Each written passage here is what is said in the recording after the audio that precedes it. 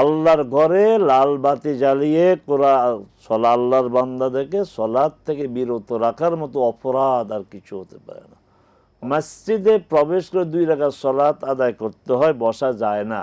সেটা জুমাও না, জোহরও না। যখনই মসজিদে প্রবেশ করা হবে তখনই 2 রাকাত সলাৎ আদায় করতে হবে, যদি অন্য সলাৎ আদায় না করে। ইদা দাখালা আহাদুকুমুল মাসজিদা ফালা ইয়াজলিস হাত্তা ইউসাল্লি রাকাতাইন, তোমাদের কেউ যখনই মসজিদে প্রবেশ করবে সে 2 রাকাত সলাৎ আদায় করা ছাড়া বসবে না। সেক্ষেত্রে কি করা?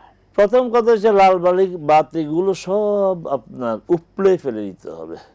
যারা পারেন এই কাজটা করবেন, কমিটিকে বলবেন, ইমাম আর খতিবকে বলে লাভ নাই। আল্লাহর ঘরে লাল বাতি জ্বালিয়ে আল্লাহর বান্দাদেরকে সলাৎ থেকে বিরত রাখার মতো অপরাধ আর কিছু হতে পারে না।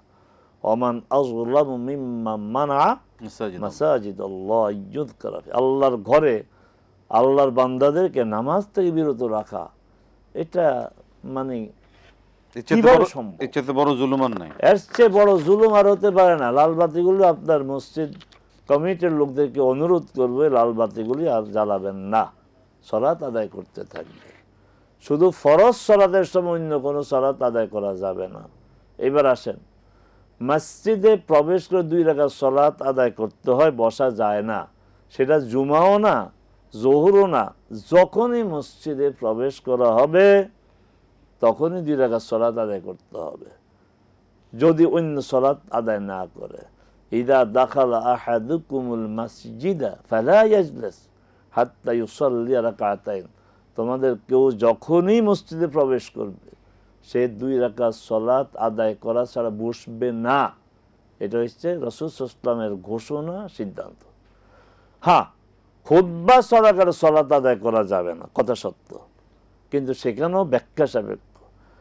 আমরা যারা আগে থেকে মসজিদে অবস্থান করছি, না হুজুরের খুতবা আরবি বুঝি না, আর কি বলে ভালো লাগে না, এর চেয়ে বরং ভালো আমি 2 রাকাত নামাজ, না, এটা করতে পারবে না।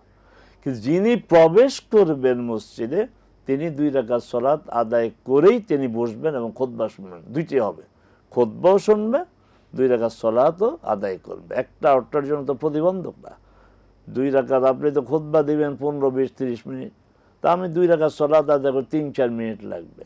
আগে থেকে যারা মসজিদে আসে তারা খুতবা শুনবে, সলাৎ আদায় করতে পারবে না।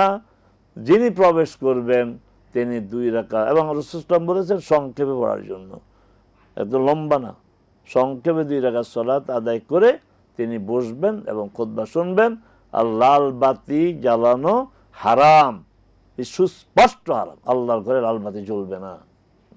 খুতবা চলাকালীন অবস্থায় কেউ যদি প্রবেশ করেন তখন তিনি 2 রাকাত সালাত আদায় করে ওদেরকে এরপর তিনি খুতবা শুনবেন। তার 2টা হাদিস উপর আমল হলো, রাইট, যে মসজিদে প্রবেশ করে 2 রাকাত সালাত ছাড়া বসা যাবে না, আমল হলো, আবার খুতবাও শুনবেন তিনি।